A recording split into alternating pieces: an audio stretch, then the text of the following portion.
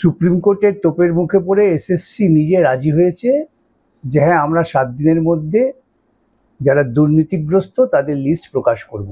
Supreme court এসএসসির বক্তব্যটা record করেছেন, অর্থাৎ এসএসসি একটা অঙ্গীকার করেছে সুপ্রিম কোর্টের কাছে যে তারা সেই লিস্ট প্রকাশ করবে। অযোগ্য এই কথাটা মমতা চালু করবার চেষ্টা করেছিল একটা সিম্প্যাথি তৈরি করার জন্য, যে যোগ্য অযোগ্য বিষয়টা যোগ্য অযোগ্য নয়, বিষয়টা একদল তারা সরাসরিভাবে দুর্নীতির সঙ্গে যুক্ত, আরেক দল তারা দুর্নীতির শিকার, যাদের থেকে তৃণমূল দলটা টাকা পয়সা নিয়ে কয়েক হাজার কোটি টাকা তুলেছেন, তুলে তারা উৎসব করেছেন, তার কর্মীদের বাঁচিয়ে রেখেছেন, তাদের বিভিন্ন সময় মিটিংয়ে ডেকে বিরিয়ানি ডিম ভাত খাওয়াচ্ছেন, নাচ গান করাচ্ছেন, এসবের খরচাটা তারা তো এই শিক্ষা চাকরি বিক্রি করে তুলেছেন। তাই তারা ভয় পাচ্ছেন আজকে যখন নামটা প্রকাশ হয়ে যাবে যে এই 5,000 জন তারা সরাসরিভাবে দুর্নীতির সঙ্গে যুক্ত। এই 5,000 জন লোকের কি অবস্থা দাঁড়াবে? তারা তো যাকে টাকা দিয়েছে তাকে তো ঘেঁটে চেপে ধরবে।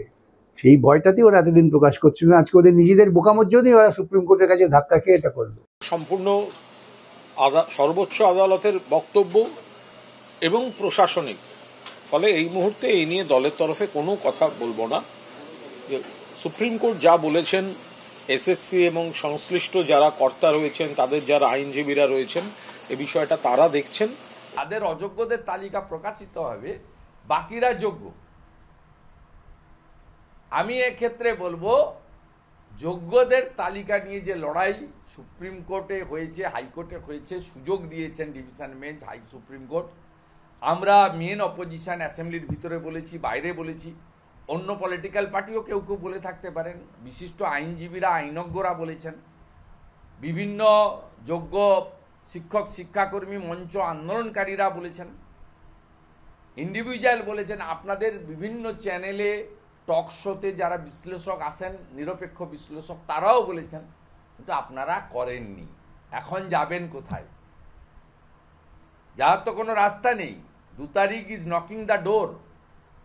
আপনাকে অযোগ্য তালিকা দিতে হবে, তাহলে এর মধ্য দিয়ে প্রমাণিত হবে মমতা ব্যানার্জির সরকার অযোগ্যদের চাকরি দেয়।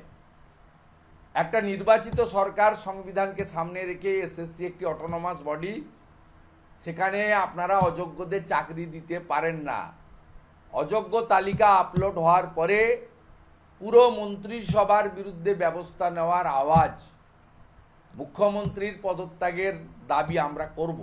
আজকে মহামান্য সুপ্রিম কোর্ট একদম নির্দিষ্টভাবে ক্যাটাগরিক্যালি বলেছেন যে এই টেন্টেড লিস্ট 7 দিনের মধ্যে West Bengal central school service কমিশনের ওয়েবসাইটে প্রকাশ করতে হবে। তারা এখনও পর্যন্ত প্রকাশ করেনি একটাই কারণে, তারা আসলে এই টেন্টেড ক্যান্ডিডেটদের কোনোভাবে সাপোর্ট দেওয়ার চেষ্টা করছে, পরীক্ষায় বসানোর চেষ্টা করেছে।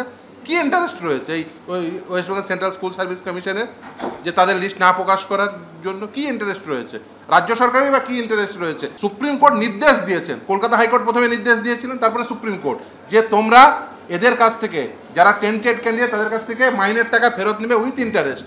এখনও পর্যন্ত সেই লিস্টটা প্রকাশ করা হলো না, তাদের কাছ থেকে টাকা ফেরতের কোনো প্রকার বন্দোবস্ত করা হলো না। কেন? আসলে এদের কাছ থেকে ঘুর পথে তো টাকা নিয়েছেন শাসক দলের নেতা নেত্রীরা, সেই জন্য এদের লিস্টও প্রকাশ করব না এবং এদের কাছ থেকে টাকা ফেরতও নেব না। আদালতের নির্দেশ রয়েছে, লিস্টও প্রকাশ করতে হবে এবং এই টাকা ফেরতও নিতে হবে।